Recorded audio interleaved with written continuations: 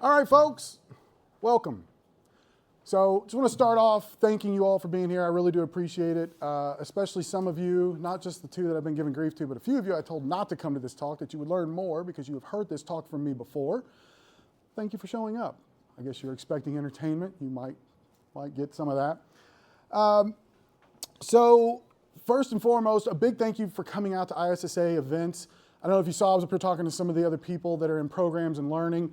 I always like to lead with, if you're not a member of ISSA or a member of ISACA or a member of CSA, the Cloud Security Alliance, or a member of InfraGard, please do yourself a solid favor, especially for those of you that are students. It's usually free or extraordinarily discounted. The value's incredible. When I switched from IT and programming almost 20 years ago into cybersecurity, my mentor, Brian Blankenship, some of you might know him, brought me to my very first ISSA meeting, and my career has not been the same since. I went to ISACA the following month, and I've built lifelong relationships with people that I trust and trust me, and we kind of rely on each other. The value that you will gain over time, most especially if you are doing in-person events like this, not just sitting on a webinar, I promise you it adds up, and it's extraordinarily valuable. So please do keep coming to these events. So for those of you that don't know me, my name is Jeff Jarecki. I am the Chief Information Security Officer for a company here in Kentucky called Volta. Volta is an MSSP, an MSP, and a VAR. Now, we are focused on Kentucky, Indiana, Ohio, Tennessee, got a few DC contracts, but we are very local, right? We are your neighborly, friendly cybersecurity services. Now, I'm the principal for the Cybersecurity Services Division, so I ensure delivery for all of our customers and clients, but moreover, I'm also the CISO for my organization, okay? I do have that alphabet soup in terms of certifications, and I encourage all of you to do the same thing. We're going to talk about most of that today, all right? I'm also, for those of you that are interested in learning and advancing your career, I always take issue whenever I go hear a talk and someone uses that talk as an opportunity to sell me something. So I won't do it. I've been speaking publicly for over 10 years. I won't do it, with the exception of this one time, because I did just launch my own cybersecurity education platform that helps students who want to get their CISP, CISA, CISM, or CCSP. You will only see a QR code at the end and that link here. I will not talk about my app otherwise. Unless we have a little bit of time at the end, I'm going to pull it up and I'm going to do some questions and answers with the room for fun to see where people are at educationally. I'm going to give away some prizes for those that know the answers. Good luck, because they're not easy questions. They're all from the CISP, so they will punish you, all right? So, that's right. All right, so that's my primary career. But about 11 years ago, I started teaching cybersecurity boot camps for Anna Kepshire. You probably have heard or seen that name if you are on LinkedIn. She is everywhere, talking to everyone all at once. She's a fantastic individual. She asked me to start teaching boot camps for her, and I did, and it really kind of has changed my career since then.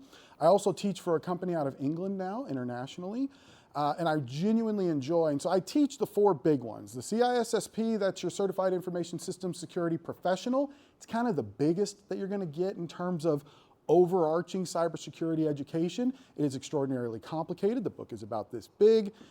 It's a bit of a nightmare, but I've been spending the last 11 years helping thousands of students get from start to finish on that, and have learned a lot of things along the way about how adults learn. It's very different from when you're young.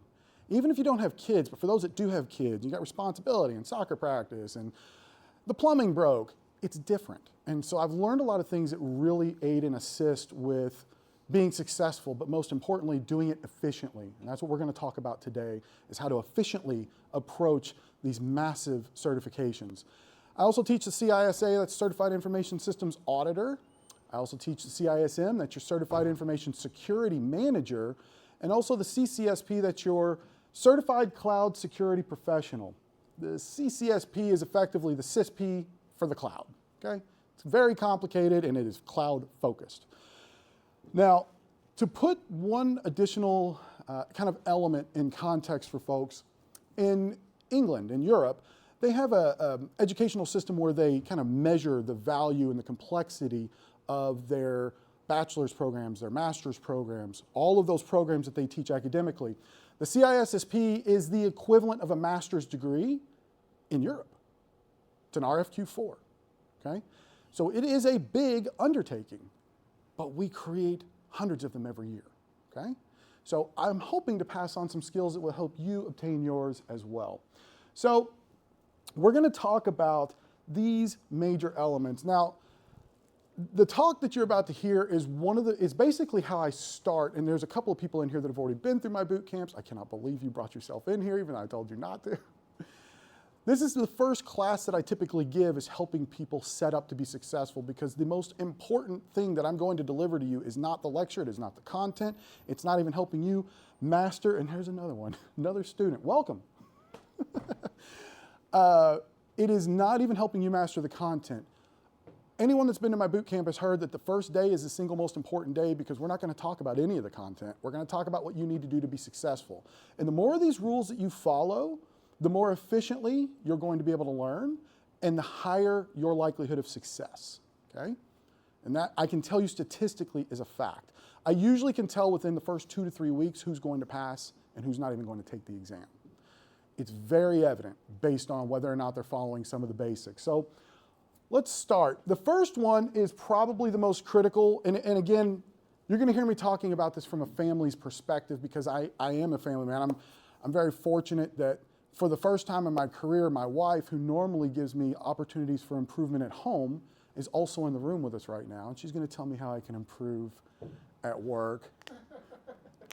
Really excited for that. Everybody's looking around, where is she? But I am a family man. I have 4 children, I have a wife, I've got a dog, I've got plumbing that goes out on the fritz, I've got all the things that family people deal with, okay? And so one of the first things that we talk about in class is you actually need to schedule your study routine. And for the majority of students, regardless of your background, most students need on average 1 hour, and I hate to say this, it's every single day. And one of the first things that comes up is, oh, there's no way, man, but I can give you 5 hours on Saturday. It doesn't work. It doesn't work, it's not the same. And the reason why is our brains, I did this research many years ago when I was trying to figure out how to help adults. Our brains have a short-term hopper, and the average human brain can memorize between, it's like 12 and 15 new concepts in a given day. And that's it. So if you're studying for 5 hours, you're going to learn a lot more than 12 to 15 concepts. And it's kind of like pouring water into a cup. It's just going to keep overflowing. You're going to lose it. Does anybody know how we retain that for long term? How do we get short-term memory to long term? Does anybody know? Sleep. Not just sleep, it's got to be REM. Remember learning about REM in school, rapid eye movement? You have to be sleeping well enough that your brain basically starts creating new neural pathways in the long-term banks. It's got to move that short-term to long-term. So studying for more, at the absolute most, I tell students, is you should not, I don't care how little experience and knowledge you have, I'd rather you study for 6 months preparing than to try and do 2 or 3 hours every day in 3 months. It doesn't work. 1 hour, 2 hours at the absolute most, and if you can, you need to get a little rest in between. Secondarily, if you don't sleep well, if you typically and traditionally have trouble sleeping, I'm sorry, I know how difficult that can be. I'm not encouraging you to take sleeping pills, but I would encourage you to talk to your doctor about what you could do during the 3 months that you're trying to change your life and your career by obtaining a massive certification, okay? And whether that's maybe some melatonin, some sleeping pills, maybe you change your pillows, your mattress, I don't know. You need to focus on getting a good night's sleep. And we're amplifying the difficulty of that, because I know many of you are probably like me. When you're stressed out, I zone out on the couch at night and I watch riff tracks with my lovely wife until I pass out, or I'm on my phone, or I've got cartoons on in the background, right? I'm staying up later because I'm stressed and I need to unwind. This is not the time for that. And when you're adding in study to your schedule, it's going to increase your stress. It's going to make it more difficult for you to learn. So you really have to kind of force a routine on yourself that's not going to be comfortable at first, but you might find that at the end of the 3 months, when you go and dominate this exam, that you learned efficiently, and maybe that's a better routine for you than to be staying up all night messing around, right? Next, talk to your family.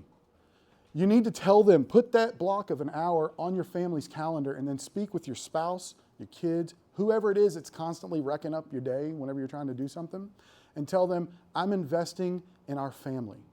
I'm investing in myself. During this 1 hour, On that block, I'm going to respect it every single time. I need you to respect it. I'm going to close my door. I'm going to go to wherever it is that I study, wherever I'm effective. And you can't bother me. I'm sorry. Not even just for that little thing. Nothing. I need to be focused. It's a critical foundational element. You're going to learn. Anybody got to guess how many concepts are in the CISSP? How many? 8. No, that's domains. That's domains. How many fundamental concepts of cybersecurity? There's between 12 and 1,400 that you have to know. And you're trying to do this in a 3 to 6 month approach. Every little thing we talk about today leads to success. The more of them you do, the more likely you are to be successful, okay? You definitely want to set small goals, but again, the key here is not saying, oh man, I missed 2 days this week. I'm sorry, don't do that. But if you did, don't try to make it up with 4 hours on Saturday. That's a waste of energy and time.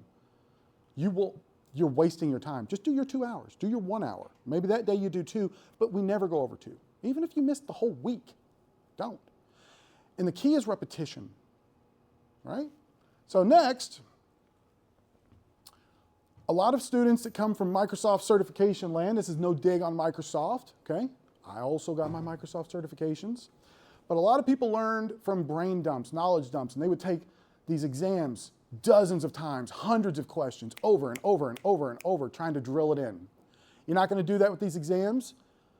ISC Squared touts a massive 10,000 active questions in the database. 10,000, they have 40,000 in the database, 10,000 are active. You're not going to brain dump it. It's impossible, okay? You are not efficiently studying with these certifications by answering hundreds of questions. That is a huge no-no. Instead, what I encourage my students to do is we go through a number of routines and techniques to identify what their weak spots are so they know where to focus. And when you're beginning to focus, let's say you're on your CISSP and like literally probably almost everyone in this room, domain 3 is going to be your weakest. That's the engineering domain. And for those of you who are like, but I am an engineer. Yeah, when we're talking engineering, we're talking like understanding S-boxes and bit flipping and encryption and like really complicated stuff that most people never even think about, right? That's what you're going to be learning. Very, very challenging. What I encourage people to do is instead of queuing up 100 questions in whatever question and answer app you're using, I just need you to queue up 5, maybe 10. And we play a little game. The way the game works is this. It's very simple. Question comes up, you read it at its face value, you assess the answers. If you think you knew it and you answered it and you were correct, congrats, move on to the next question. And that's where the party ends, right there. Every other scenario is going to lead to some work for you. So if you think you knew it and you got it wrong, or you looked at it and you're like, I have no idea, and you guessed and you got it wrong, or even if you guessed and you got it right, you have some work to do. So how do we do that work?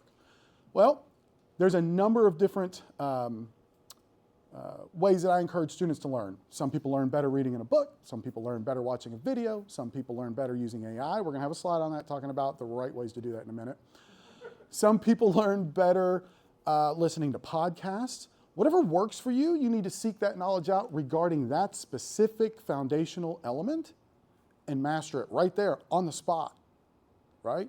Right there. You're going to study it until you understand it well enough to break it into lay terms, not complex, not technical-based terms. And I'm about to steal from a slide I've got coming up, but I'm going to do it anyway. When we talk about how to master these complex elements, the CISSP, in fact, all the certifications I talked about, these are the leadership level. It means you have to have the deep technical foundational knowledge to speak at a leadership administrative level. It's complicated, right? And so what I tell students to do is I need you to think about whoever the least technical person is in your life. Grandparent, uncle, aunt, whoever. It's the person that when you find out they just got a new phone, you don't want to answer your phone because you know you're about to be troubleshooting. It's that person. I want you to think about them. And let's say we're talking about asymmetric cryptography. It's a complex topic, okay? Pretend that that person comes to you and says, hey, you know what? I was watching the news and I saw there was another compromise or a breach and they said there was a failure of asymmetric cryptography. You know me, I don't know anything about tech. What is that? However you would answer that question to them is actually the notes that I want you to take. Because for you to actually convert hyper-technical content out of a book, out of a podcast, out of whatever, into the non-technical version that a person that doesn't understand technology would understand is very complicated, and it requires a level of mastery. And it's a good technique to get into for learning. So when you've mastered it well enough that you could explain it to that person, that is the thing that we write down. There's a few reasons why we do this. First of all, it requires a great deal, like I said, of mastery, but secondarily, you're going to remember it. Countless students have come back to me after their exam. That's one requirement for my boot camps. If you come to my boot camp, you are required to call me from the parking lot when you pass. I like to celebrate with my students, okay? Cannot tell you how many have come back and said, I swear to God, every single time I had a hard question, I remembered whatever weird scenario you had me study for and how I had it written down. Because it's much easier to remember that than the $5 flowery language they use in the books. Those authors are paid to look, sound, and write smart. And they use the big, complicated terms all the time. You aren't going to memorize it as well with those big, complicated terms, but you can with more simple terms that you distill down. Now, anyone that's even remotely considered the CISSP or the CISM has heard the think like a manager, okay? And that is a real fundamental topic because a lot of people that come in for their CISP are very technical in nature. Hands-on keyboard, right? Real sharp. You actually like breaking protocols, like doing things. That is, believe it or not going to serve you well in this scenario. It's not going to help you. It's actually going to hurt you a little bit. Believe it or not, you know, as you might imagine in my classes over the years I've been teaching them, there's really two kinds of people that I see in my class. There's people with a great deal of technical expertise and no business, and there's people with a great deal of business and no technical expertise. If you had to guess, which ones do you think have the easier path? You would think the technicians would have an easier path, right? It's complicated. It's the inverse. I usually find that the business-focused individuals are able to learn the technical concepts better than the tech-focused individuals can learn the business concepts because it's all kind of theory to them, right? They haven't done it. But if I teach someone a technical concept, they accept it at face value. They've not been in the trenches where you've been, right? This exam does not test your knowledge or experience on the real world. This exam tests you based on what they tell you you are supposed to run a program like. And that is a major shift in how most of us have ever been tested from the day we started taking tests.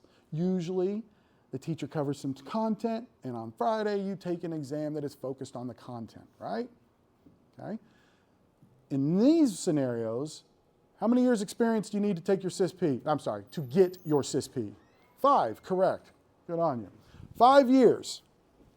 So what would that lead one to believe? 5 years, it means that experience is king, right?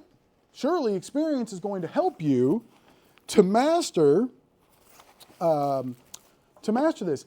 Experience, believe it or not, does make the learning a little bit easier. However, it will lead you to the wrong answer more often than not. Because more often than not, however you or your company's been doing things probably wasn't the best practice way. And you're going to learn that as you dig into the books, okay? So when we say think like a manager, we're literally saying do not answer with the technical answer. Take the technical information into account, but prevent, detect, correct, but more importantly, we really start typically at the policy level, the administrative level. So if you see a question that's asking you something that appears technical and you see a couple technical answers, but one of them says, update your policies and your standards to reflect these new changes. Believe it or not, that is probably the correct answer. It's almost never the technical answer in the big exams. And that goes for the CISP, CISA, and CISM, okay? The CCSP is a little more technical, a little bit, but we'll train you for that. I encourage people, and listen, everybody's different. You do you, you do whatever's comfortable for you. But me personally, if I type something in, I'm not gonna remember it, period. I type stuff in all day. Your handwriting, good. I handwrite. If I hate writing. I mean, literally, I cannot stand a single second of it, which is why everything I write down, I remember. Because it's misery the entire time for me. And I strongly encourage you, while studying, to handwrite your flashcards. You are more likely to remember what you write. I don't want to say that across the board. Not everyone's the same. Some people learn just fine typing into OneNote or Notepad or Notion or Word, whatever your note-taking is. Some people are just fine, and if that's you, great. But if it's been a long time since you've had to learn, if you've been out of college for a while, and you don't know that you ever really learned how to learn, and you're curious what the best way is, try handwriting. Try handwriting. See how it does for you. You can use the Cornell Notes methods, which is where you block it off into 3 sections. If you're not familiar, I'm sure some of the college students in here are probably familiar with that. If you're not, just Google the Cornell method. You can read up on it. It's a great way to kind of help you organize, and it also tends to organize your brain a little bit too, with the way that you start laying all those things out. Now, we talked earlier about not doing hundreds of questions, and so there is 2 exceptions to this rule. The first exception is when you first start the program. I don't care if you've even cracked the book. I don't want you to have done anything, honestly. I want you to take a full sample exam. And for most of these exams, that's about 150 questions, which is not bad. The CISP used to be 275, I think, 300. I think when I took it, it was 300 in writing. No, I'm sorry, I was digital, but I think it was 300. Doesn't matter. They've made them into adaptive test models now. We'll talk about what that means in a little bit. But I do want you to take a full 150 question exam, okay? And the reason that we do this is we need to know where your strengths are, because there's a little strategy that goes into learning. Something I've learned with my students, I'm gonna tell a quick story. The very first boot camp I ever taught was a 1-week boot camp. It was just a traditional 40 hours, Monday through Friday. And to add insult to injury, I was taking on a new job for a company, I'll say it, for a company called Cafe Press. You might have heard of them. I was going to work at Cafe Press, and I negotiated in the offer, hey, I've already taken PTO from my other employer to teach this 1-week boot camp. And they're like, oh, no, it's fine, no problem. Come to find out, my new boss at Cafe Press was one of the signed up students. By the way, that's the first time I had ever taught. I wasn't even sure I had any business teaching. You don't even know how much time I spent preparing to teach that class. I was already terrified, and then to find out my new boss, and by the way, this is like week 2 of my employment. So I've just set up my laptop, and now I'm teaching my boss. So it was beautiful. Every member of that class passed. They still talk to each other. I still see messages on the email group. Worked out amazing, but about, 2 months later, my plan had been that I would just use maybe 1 or 2 weeks a year, make a few extra bucks teaching classes. Well, Cafe Press said, hey, got great news. We're going to unlimited PTO. It sounds good, right? It's not good. For those of you young enough that you don't know yet, unlimited PTO is bad. I'm just going to tell you right now, it is the fastest path to disaster for you. Because for those that feel guilty as it is taking PTO, now that you have it unlimited, you'll never take PTO. And for me, it became a challenge because I thought, what a conflict of interest. So I can just take off anytime I want and go make money teaching for this other company? That's not right. So I called Anna and I said, Anna, I'm sorry. I am not going to be able to teach for you anymore. And she says, no, there's got to be a way. We've got to figure this out because that went really well. And that's what brought about my 10-week CISP boot camp, which I've been teaching now for the last almost 11 years. Completely changed the game, right? And how I instructed and how we prepare students. And it's a much more approachable method. Trying to cram in that book in a week, it's a nightmare. It's a nightmare. And even if you do pass, do you really think you're going to retain? I'll put my 10-week students against a 1-week student any day of the week. There's no offense to any, I was a 1-week student, to be clear. I'll put them against the 1-week student any day of the week. I don't care if you passed or not. Because in 10 weeks, you're going to master that content. You're actually going to begin to see the puzzle come together, not just enough of the pieces to get the answers right. So at the beginning of those 10 weeks, or your journey, however long it takes you, you want to take an exam because I've learned something. In the first 3 weeks, Everybody's all bright-eyed and bushy-tailed and excited to come to class and learning. And then it sets in. Wait a second. This sucks. This is a lot of work. I'm breaking my brain to master concepts I don't think I'm ever going to use. But I have to know them. And a lot of humans start to struggle at this point, okay? So, if their most difficult domains are ahead of them, what do you think that does to the success rate of an individual? They're wearing down fast. They may not even finish. If they hadn't even cracked domain 3, that's the game break. That's the game changer right there. When they open domain 3, most people go, huh, there's no way. There's no way. I need them starting on those domains. There's only one exception. We start on domain 1 because it's the underpinning for risk. If you don't understand domain 1, you won't understand the other 7. But the other 7, we put in order of your weakest domain. And the reason we do that is while you've got the energy, while you've got the fire under you and you're willing to work, I need you working on the hard stuff. I don't want you working on the easy stuff. That's easy. You're going to get tired regardless because of life.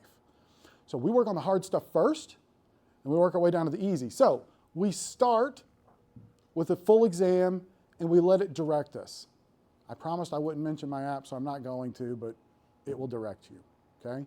The other ones, they don't direct you, but they will show you typically a bar graph that will show you how well you did by comparison to how well you needed to do in that domain to be successful, okay?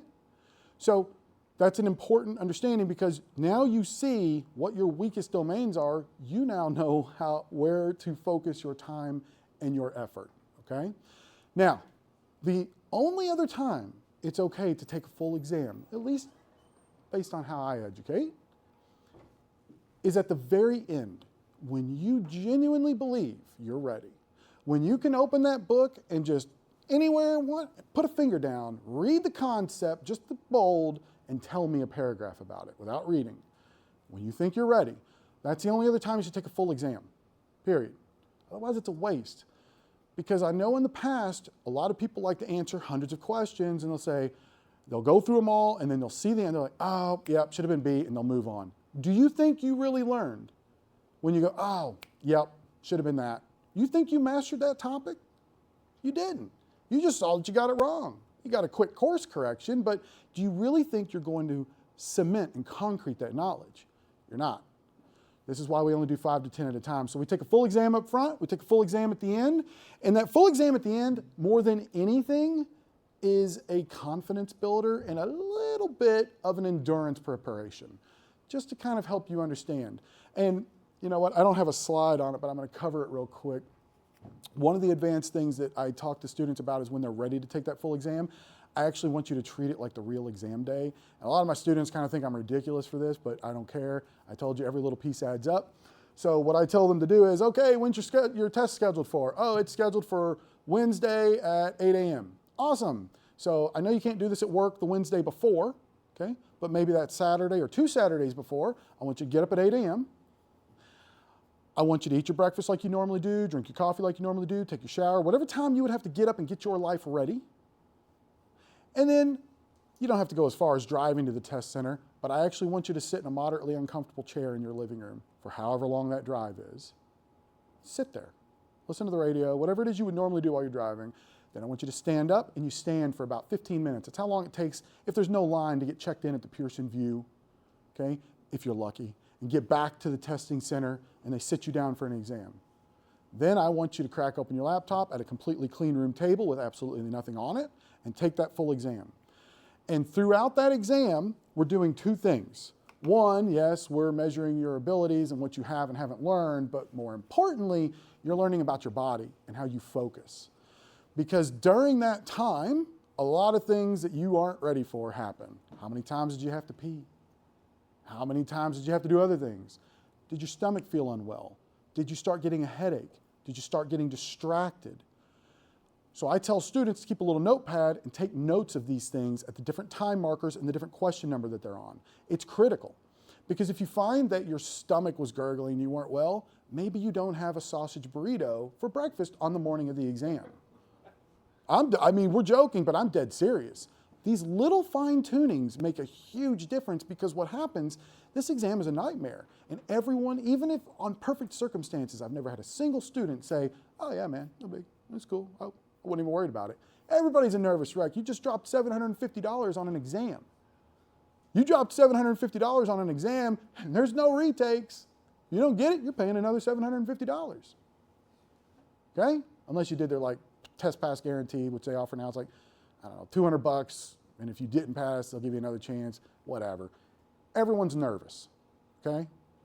You need to be prepared for how your body's gonna react. So maybe if you had to use the restroom multiple times and that impacts your ability to get through the 150 questions in time, you have to, every time you have to pee, you have to raise your arm and wait to be checked out. You don't just like get up and go. You have to wait. When I took my CCSP, they were understaffed. There was like one test proctor, and all of U of L's optometry school was in there taking part 2 of their eye exam. It was nuts. I sat there for 10 minutes having to use the restroom. My arm up. My arm went numb. Okay? These are real things that are going to happen that will impact your amount of time you have on the exam, your average time per question, your focus. For those of you that have ADD, I have ADD. I'm proud of my ADD. I love it. It's the greatest weapon I was ever given. Allows me to do decent at lots of things, right? For those of you that have ADD, we have unique strategies to help you in this exam. You need to be writing down, yeah, I got to question 75 and just could not keep it together. That's important. That tells us that's your time to take a break. And we talk about how to stage your number of questions per time and whether you can take a break or not, because you're allowed to take a break, okay? And what you do on that break. Did you need an energy drink? Did you need to re-up your Ritalin? Did you need to eat a granola bar? There's a mountain of things that we do that you need to prepare for. And if you take your mock exam serious, all of those things are going to kind of come to fruition. You're going to feel what it's actually going to feel like on the day of the exam, and you'll be as prepared as possible. Next, bless you. Get in a study community. Get in a study community. There is countless, I have one, as you might imagine. I'm getting ready to launch one on Discord to help people who are studying various things, but forget mine. Get on LinkedIn. Look up CISP study group. Now, I'll warn you, there's a whole bunch of people in there trying to sell you boot camps, okay? Ignore them, ignore them. There are people in there that are studying and need help. You need help from. These people are great at holding you accountable. It gives you someone to meet with. And I can't encourage this enough. Even with my boot camps, I'm always like, look, one of you inevitably is some type A go-getter that's gonna mic up and say, hey, I'm gonna start a study group, somebody join me. It happens almost every class, and I love it. I want that behavior. Why? Because they hear enough from me. They hear from me all the time, right? They listen to me lecture for 3 hours, 1 day a week for 10 weeks. They're getting enough of me. But what's nice is, if you think about my boot camps, typically I've got between 10 and 20 people in a class. They come from all different walks of life.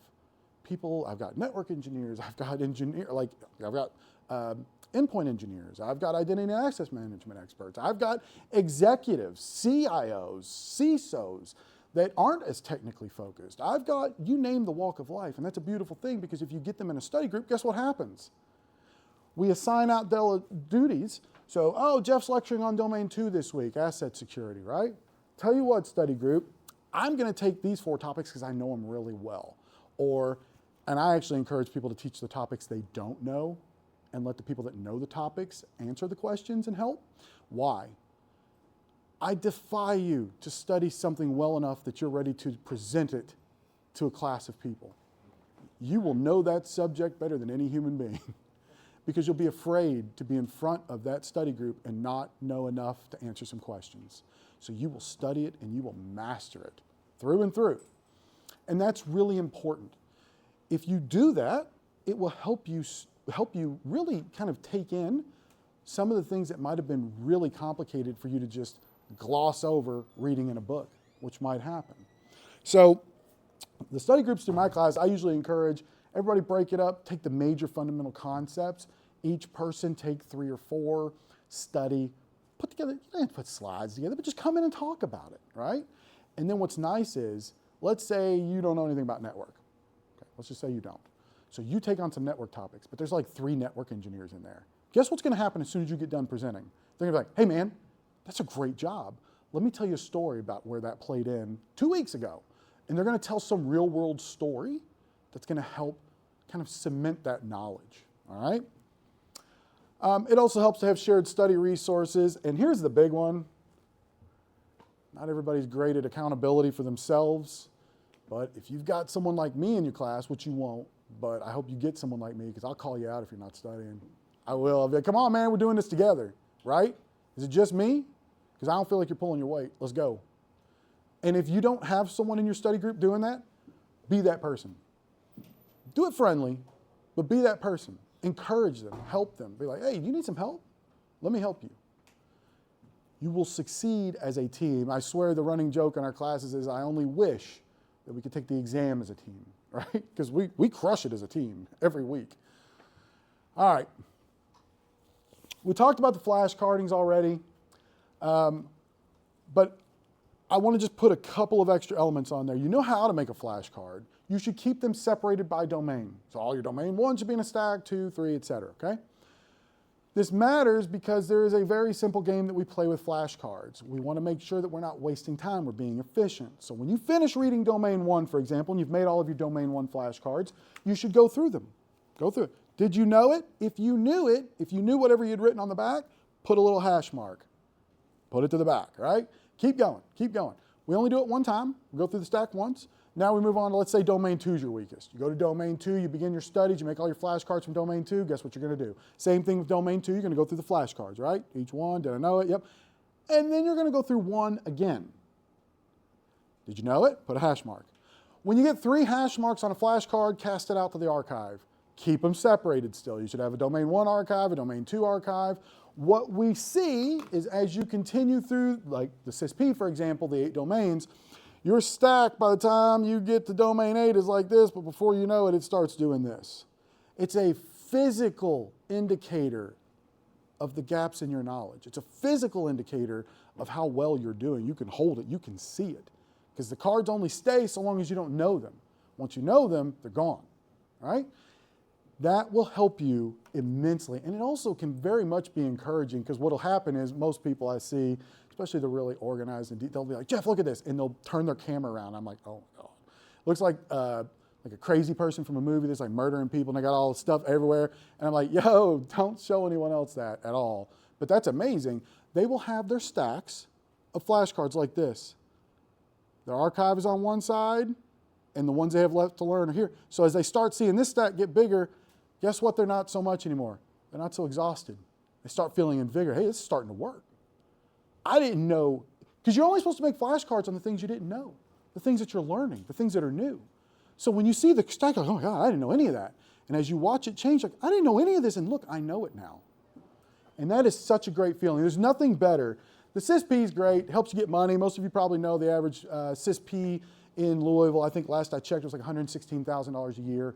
Got to Silicon Valley, it's significantly more.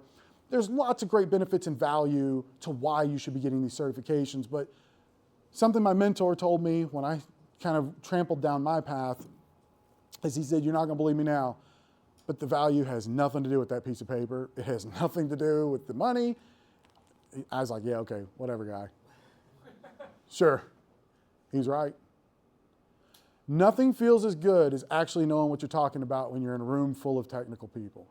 And you're in a room full of security experts and you know that you know what you're doing and what you're saying. There is nothing better than that. And it's not just that feeling, but you're actually able to affect change. You're able to help whatever environment you're working in. You can actually make a difference in helping that organization secure themselves better, take care of their customers, their clients. Maybe it's critical infrastructure. Whatever it is, you will feel like you're not just sitting there jockeying spreadsheets or managing dashboards. Now you actually understand what's going on, and that makes a big difference. So I can just tell you firsthand, it is true. The value is actually in the journey and what you're going to learn, not so much on the other end of it. Yeah. Now, some of you, I see familiar faces, have been to, you've probably seen the last 3-4 years, I've been giving a lot of talks on artificial intelligence.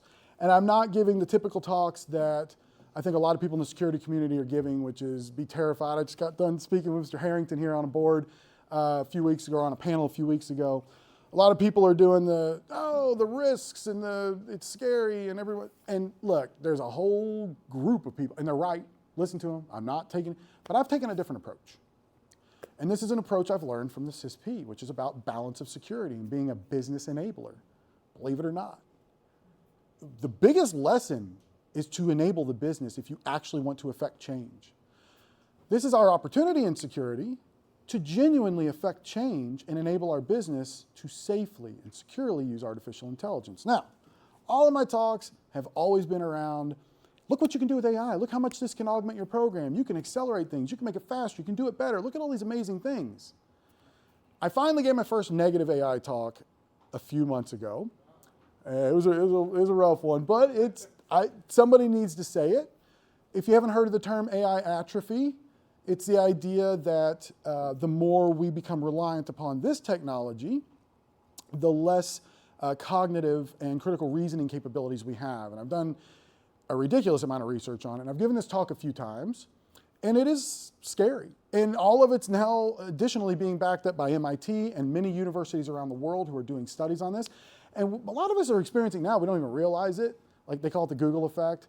You realize that most people don't even commit things to memory anymore that they know they can access on Google, over half. Statistically speaking, over half of this room does not know their partner's phone number. Right? The only reason I know my wife's phone number is that anytime anybody wants something to get done, I have to give it to them because I am not to be trusted with details. I'm serious. When it comes to stuff at home, it doesn't happen. So I'm focused on literally everything else. So I've been for the last several years showing students on day one how to use AI to help them, and I'm still doing that. I've changed it a little bit, put a little bit of a disclaimer on it, and I would encourage this for all of you. I don't care what you learn, what you choose to learn, what you choose to do. AI is probably going to be a part of your future. I mean, it doesn't really matter what you're doing. You can either master it or it's going to master you, right? You all know that. So here's what I'm going to caution you on.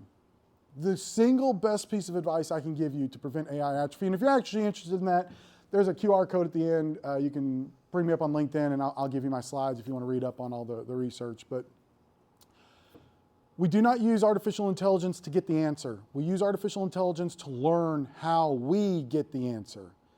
As soon as and that's the simplest way to put it. If you start becoming totally reliant upon that thing to do the cognitive reasoning and critical thinking around whatever amazing thing you're asking it, what's your role? You become a cog in the wheel. And pretty soon, you're not even going to know how to get the answer anymore. And now we have a real problem. Okay? So I always try to caution people. I show a lot of tactics and kind of techniques on how to use AI to learn. I've got entire talks on it, in fact. And again, I will give you those slides as well if you want them. Just let me know. But be very cautious about how much you give over to it. And I don't mean your data. I mean the ability to reason and think and make decisions for yourself. I know it speeds us up. I know, finally, I've got this thing that's enabling me to keep up with all the demands of life. Just know that that drug is going to bite every one of us one day, without a doubt. So, okay, good, I did keep this in here. And I am right on time. I'm never on time. Thank you. I always run long. Look, if you're going to take a picture of any slides and you want to take a picture of learning how to use AI to learn, this is probably going to be one of the better ones for you. However, if you're really interested in it, please reach out to me on LinkedIn and I will give you an entire slide deck that talks about how to utilize artificial intelligence to aid you in efficiently studying and preparing for any education. It's not even cyber. It doesn't matter what you want to learn. There are right ways to do it to get it efficiently. So make sure, get into the habit of handwriting to learn. Taking on some of the cognitive load, do not offload it. Don't you know every time you put a prompt in, like 37 trees burn to the ground? We're going to run out of trees. They seriously said a single basic prompt at OpenAI is like running a microwave for, I think it's like 38 seconds. I know you're like, oh, that's 38 seconds. Do you know how many prompts are being made every day? We are burning up energy at an unbelievable rate. And I'm not even like Captain Planet or anything, but in reality, let's be a little intentional about what we're doing, right? And with that, there's my LinkedIn. There's Volta. If you work for a company that needs an excellent partner in cybersecurity services, that middle QR code is for you. If you want to learn and advance your cybersecurity education, that one on the right is also for you. That is the platform that I've launched. Right now, the CISP is available. The CISM will be available within the week. The CISL will be available within the month, or within a month. And the CCSP will be December 1st. Okay? Right now, I have it limited to the questions and answers platform. And look, I said I had time, and I didn't because I was going to show some questions and answers. Take a picture of this if you want it, because I'm getting ready to pull it down. I think my talk is only supposed to go until 10 till, but until they throw me out of here, I'm going to do something. Let's have a little fun. There we go. So this is my platform. I'm going to kind of zoom out just a little so you can see all the answers. As you are learning, I offer both, you can click on and utilize a text lecture that actually literally breaks down all the elements that you need to understand, or you probably won't be able to hear it. Yeah, there's no audio, I don't think. Nope. There's an audio lecture explaining and lecturing, just like you're in class, for you to master and learn what the fundamental concepts actually are behind a question, how you should be assessing and evaluating for every question. There's about 4,000 questions in my CISP library. There's going to be over 10,000 in the CISM. The CISSP is going to be enhanced with significantly more questions here shortly, but if you can't learn it in the 3,000 plus questions I've done it, talk to me. See me after class. There's something. So who knows the answer to this? Here, I'm going to read it out. An enterprise-level organization has recently completed a security audit and discovered that sensitive conversations within their executive boardroom have been inadvertently captured by nearby unauthorized recording devices. To mitigate this risk, the security team is considering the use of white noise generators as part of their layered security approach. Which of the following considerations is most critical when implementing white noise as a countermeasure in this scenario? Oh, we got answers. Oh yeah, okay, I saw his hand first. Go for it. Now look, this ain't 25% chance. You got to explain to me why it's the answer. Go for it. It's the people? You're blaming the people already? I agree. What's that? Your question was what to consider when implementing. Yes. Well, but let me read out the answers. Some people are affected by white noise. Correct. That is something, that's a very good point. That's something to consider. I love it. Are you a technician? Define technician. Yes, that's a yes. The fact that he said that's a yes, and he immediately went to layer 8, I applaud you, sir. It is always the people that is the problem. Let's dig in. Is it to ensure the frequency of the white noise matches the ambient sound levels of the room? Now we're testing people's technical information. Is it verifying that the white noise generators do not interfere with the organization's wireless communication systems? Uh-oh, you just became a threat to your own availability. That's a huge no-no. Is it integrating the white noise system with the existing physical security controls? This is a good lesson about CISP questions. Never infer. You read that and you probably think, oh, physical security controls, so that's probably going to fall in line with their policies and standards. So it's like a whole program, right? They didn't say that. They just said they're physical security controls. You don't know if they're good or bad. You have no idea. Or is it regularly calibrating the white noise levels to adapt to changes in room acoustics and occupancy? Every person in this room right now is thinking, are they really asking about white noise in the CISP? Yeah? I saw your answer. Congratulations. Come on up here, buddy. Get you an Owala. Nobody else saw his answer, so don't say it. You're correct. Good job. Who's got a shot at it? Go for it. I think it's B. Okay? Because you don't want, like you said, to affect the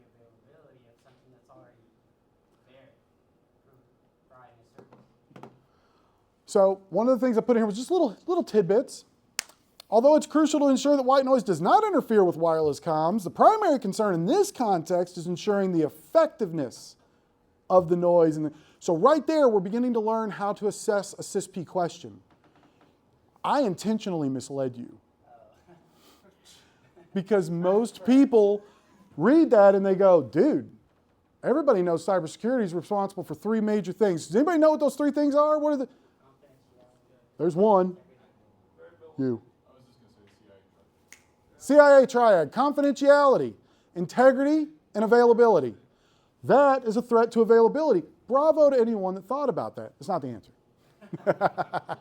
One more shot. Who's got it? Because we're not going to have time for any more questions. Go. I think it's D. Well done. I can explain. I'd like for you to explain. Well, I think it's because regularly, if a different person's in that room, they're going to have different sound levels. And so regularly calibrating that, so that's a different threat and risk.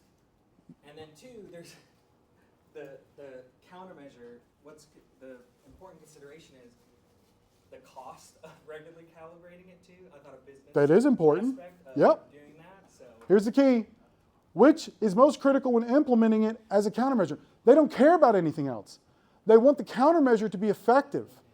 The most effective countermeasure is one that is finely tuned. This is finely tuning. We don't have time for more questions, I'm sorry. Thank you all very, very much for coming into this. I genuinely do appreciate it. Please reach out if you need anything.